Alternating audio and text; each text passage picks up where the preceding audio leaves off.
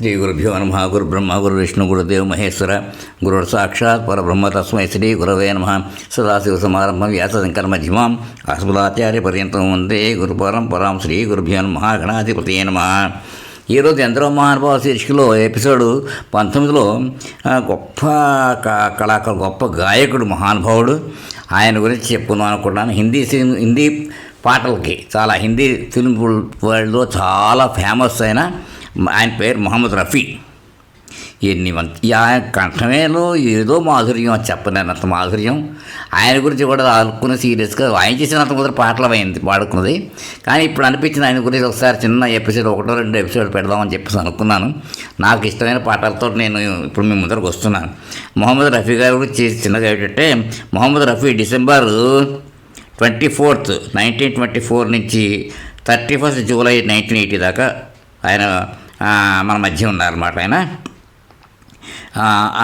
Mohammed Rafi was a legendary Indian playback singer and a cornerstone of Bollywood music, renowned for his incredible vocal range and versatility. He sang over 26,000 songs in multiple languages across 4 decades. 40 సంవత్సరాలుగా Rafi won a national award, 6 Filmfare Awards and was honored with Padma Shri. Birth December 24, 1924 in Kotla, Sultan Singh, Punjab, British India. Death 31st July 1980 in Mumbai, Maharashtra due to a heart attack. Career highlights it debuted in 1944, rising to prominence with hits for music directors like Naushad, Obin Nayyar and Shankar Jayakishan. Voice range, famous for his ability to mold his voice to fit characters ranging from romantic classical to fast-paced peppy numbers. Popular songs known for hits like Ye Chand Sa Roshan Chehra, Deewana Hua Badla, and many other from 1950s to 1970s. Awards: he was awarded the Filmfare Awards for Best Male Playback Singer 6 times and received Padma Shri in 1967. Rafi's legacy continues to influence South Asian music, regarded as one of the greatest singers in the industry's history. ఇది ఇంత దాకా చెప్పుకున్నాం. One more point, I like that one Dosti Hindi picture. He sang beautiful songs there also, and that details also I will tell you. And for that some what you call my personal experience is there, that I will tell you also, because Dosti 1964 Rajeshri blockbuster Bhagwat film award is जो है ना actually, and it's a story of 2 handicapped persons, one blind man and another handicapped persons. Actually దోస్తి it is. వాళ్ళిద్దరి మధ్య ఎంత బ్రహ్మాండమైన ఇది ఉంటుందంటే ఆ దోస్తి పాటలు. అది ఏంటంటే మేరే మన్ మేరే దోస్తి మేరా ప్యార్, అది అలా వస్తున్నమాట పాట. అది कोई जब राह पग पग दीप जलाए మేరే దోస్తి మేరా ప్యార్, ఇలా వస్తుంది పాట. చాలా బ్యూటిఫుల్గా ఉంటుంది. ఇది నేను ఇప్పుడు 1964 అంటే అది మీకు కూడా చెప్తాను. దాంట్లో ఎంత బాగా ఉండేవి అసలు ఆ సంగతులు, ఆ రోజుల విషయంలో అంటే అది చెప్తాను. అది ఏమైందంటే, నేను పియూసీ ఎక్కడ వివేకాధిని కాలేజీలో చదివాను, అంటే కోటిలో ఉంటుంది. దాన్ని పుత్లిబోలి చౌరస్తా అంటారు అనమాట. అక్కడి నుంచి దాన్ని ఏమంటాం అంటే, అక్కడ అశోక్ థియేటర్ను నవరంగ్ థియేటర్ మధ్యలో వెళ్తున్నమాట. ఇదివరకంతా అక్కడ నుండి పళ్ళు ఫ్రూట్ మార్కెట్ లాంటి ఉండేది అనమాట. అక్కడ అంతాను అలాంటి దాంట్లో వెళ్తూ వెళ్ళేవాళ్ళు. నేను అక్కడ చదివితే నాకు వేరే వ్యసనాలు కానీ ఏదైనా అటు సినిమా చూడడం అలాంటిది ఏమీ లేదు. ఆఫీస్ అదే కాలేజీకి వెళ్ళడం రావడం.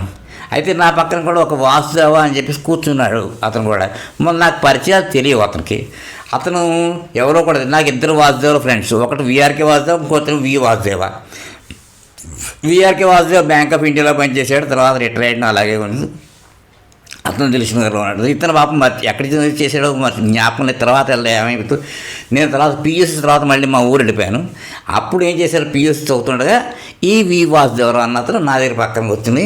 ఓసారి అతను ఏం చేశాడంటే అక్కడ అప్పుడు సెల్ఫ్ సర్వీస్ చేసుకుని టిఫిన్ సెంటర్ తీసుకెళ్ళాడు. నా దగ్గర డబ్బులు లేవు. సరే లేకపోతే అక్కడ మైసూర్ బజ్జీ వేస్తే బాగా తినిపించాడు పాపం. అప్పుడు రోజులు ఏంటి 10 పైసలు ఇస్తే పాటలు వేసేవారు ఈ హోటల్స్లో, అంటే హిరాని హోటల్స్లో అని చాయ్ తాగుతూ ఉండడం, వింటూ ఉండడం.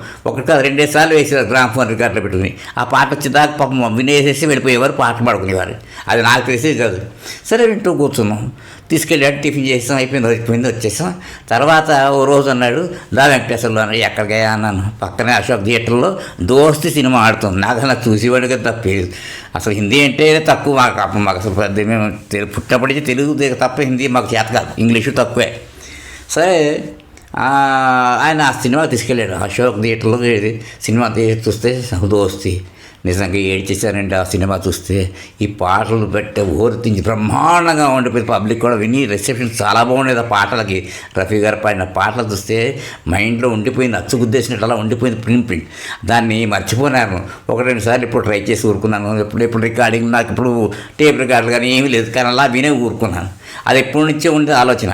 అలాగని ఇంకో పాట కూడా చక్కటి పాట, నాకు ఇది అలా అది జరిగింది అనమాట. నా ఫ్రెండ్ చూపిస్తే ఆ సినిమా చూశాను, అది చెప్తున్నా మీకు. అదొక ఈ దోస్తి సినిమాలో ఉన్న పాటని నాకు వచ్చినట్టుగా నేను వాయిస్తానండి. మీరందరూ చక్కగా వినండి. ఆ మహానుభావులు పాడిన దాంట్లో ఆ గళం, ఆ కంఠం, ఆ స్వరాలు ఏమిటి, ఆ గమకాలు బాబా చెప్పలేరు. అలా పాడగలుగుతాం, అలా వాయిస్తామా? ఆయనకైనా సాటి. అంత గొప్ప మహానుభావుడు. ఆయన్ని స్మరించుకుంటే చాలు సంగీత కళాకారులు అందరికీ దాని మ్యూజిక్కి ఇంత ఇదే లేదు. అందుకొస్తున్నారు శిశుర్వేత్తి పశుర్వేత్తి వేతిగాన రసం పని అని. అంటే ఆ పక్షుల దగ్గర నుంచి పశువృక్షాలు అన్నీ కూడా మ్యూజిక్ వింటుంటే ఆహా తన్మయత్వం చెందిపోతాయట. ఆవులు కాదు, ఎద్దులు కాదు, పాములు అన్నీ కూడా వచ్చి వింటాయట ఆ మ్యూజిక్ అంతా. అలాంటి దాంట్లో గంధర్వలోకం నుంచి వచ్చిన వాళ్ళు ఈయన కూడా అలాగే అనిపిస్తుంది కదా. మరి ఎక్కడ పెట్టాడో ఏం చేశారో మనకి ఏం తెలుసు ఎవరి గురించినా. ఆ రఫీ గారి పాట అంటే అంత బ్రహ్మాండంగా ఉంటుంది. నాకు అనిపించింది మన ఘంటసాల గారిది పెట్టాను, ఇవాళ రఫీ గారిది పెడుతున్నాను. మీరందరూ విని దాన్ని ఆనందించండి, ఎంకరేజ్ చేయండి. నా ఛానల్ ఉపాధ్యాయుల సత్సంగ ఛానల్ ఇది. నేనేమి ఇంతదాకా విన్ని దాన్ని లైక్ చేయకపోతే లైక్ చేసి, షేర్ చేసి, సబ్స్క్రైబ్ కూడా చేయండి. ఇలాంటి పాటలు ఏదో పెడుతుంటాను. అలాగే నాకు పురాణాల్లో రామాయణం, మహాభారతం ఇలాంటి కొన్ని కథలు, అంటే భాగవతం ఇవన్నీ కూడా ఉన్నాయి.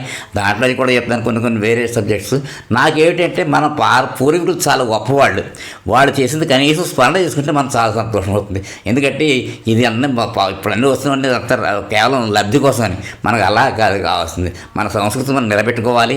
మన అందరం ఒకటే. మన జాతికి కావాల్సినంత ఏమిటి అంటే అప్పుడు అందరూ మంచిగా ఉన్నారు కదా, పాతవాళ్ళు అందరూ మంచిగా ఉన్నారు, మనం అందరూ మంచిగా ఉండాలి. అది నేను కోరుకుంటూ ఇక్కడతో ఈ ఎపిసోడ్కి విరామం ఇద్దాను, తర్వాత కంటిన్యూ చేస్తాను. స్వస్తి.